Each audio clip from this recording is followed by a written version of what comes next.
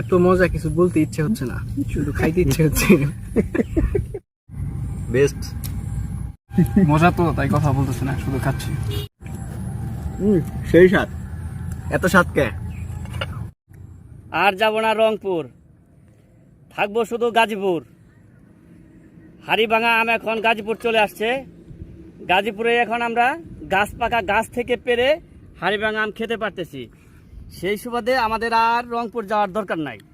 এখন আমরা চাইলেই গাজীপুরে হাড়িভাঙা মজার মজার হাড়িভাঙা গাছ থেকে পাকা হাড়িভাঙা আম খেতে পারি।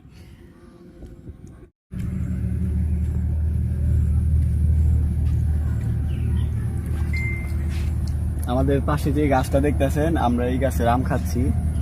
এই আমটার নাম হচ্ছে হাড়িভাঙা আম। দেখতে একদম হাড়ির মতো গোল, এই জন্য এই আমের নাম হচ্ছে হাড়িভাঙা। এছাড়া এই পাশে আম্রপালি আছে, তবে আমার কাছে আম্রপালিটাই সবসময় আর কি ভালো লাগে বেশি। মানে এটার গাছ আমার বাসায়ও আছে, তো সবসময় খাই। তো হাড়িভাঙাটা এখানে মানে জীবনের প্রথম আর কি ফরমালিন মুক্ত আম খাইলাম আমি। সেই স্বাদ, এত স্বাদ কে? আপনারা হাসতেছেন কেমনি করে? কিন্তু ভুল কিছু বলছি বন্ধু।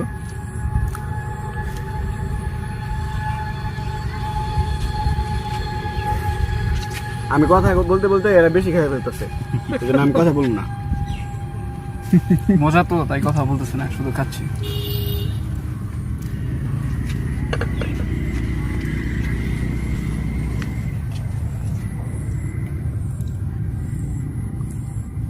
বেস্ট।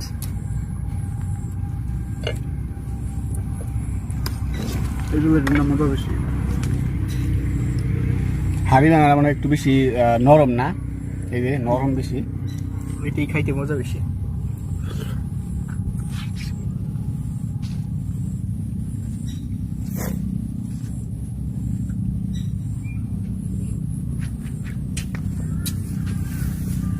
সবাই আম খেয়ে লাগছে, বেশি খাইবো এটা।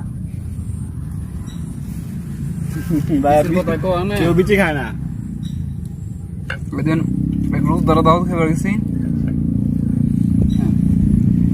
সে অর্ধেক খাওয়াইছে, ফটো তুলে কই যাচ্ছে যে এই আমনে গো বিসি দি দিয়া যায় না আমারে।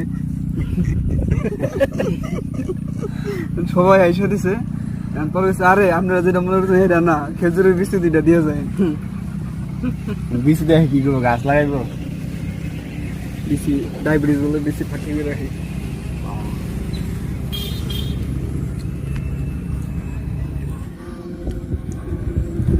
আপনি খাওয়ার পরে আপনার ফিলিংস বলেন।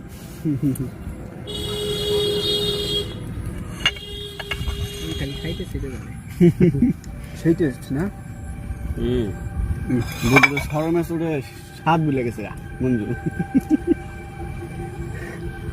মাশাআল্লাহ, অনেক মজা।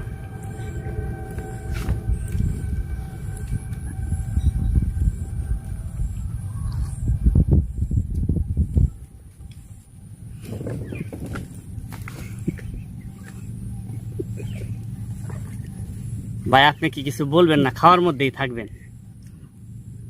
এত মজা কিছু বলতে ইচ্ছে হচ্ছে না, শুধু খাইতে ইচ্ছে হচ্ছে। ভাই আপনি তো সেদর আছেন ভাই। সেদর কি? সেদর মানে কি? গিদার? তাইলে কি?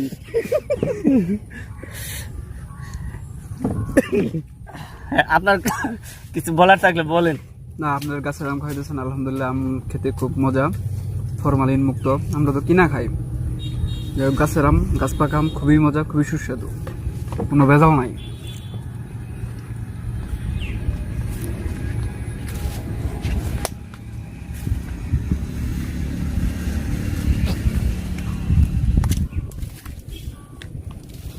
আলহামদুলিল্লাহ, অনেক মজা। বাদ দেলা আর কথা খাবেন ভাই, বাদ দেন, ওটা আর কিছু নাই। স্বাদ বেশি তো, সেই জন্য। ভাই কিছু বুঝলাম।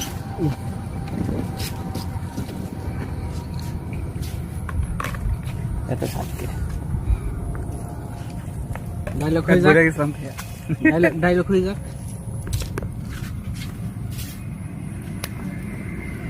যাক, ধন্যবাদ ভাইকে এত মানে সুস্বাদু মিষ্টি রসালো আম খাওয়ানোর জন্য। আবার আসবো, আসছে বছর আবার হবে, ঠিক কিনা?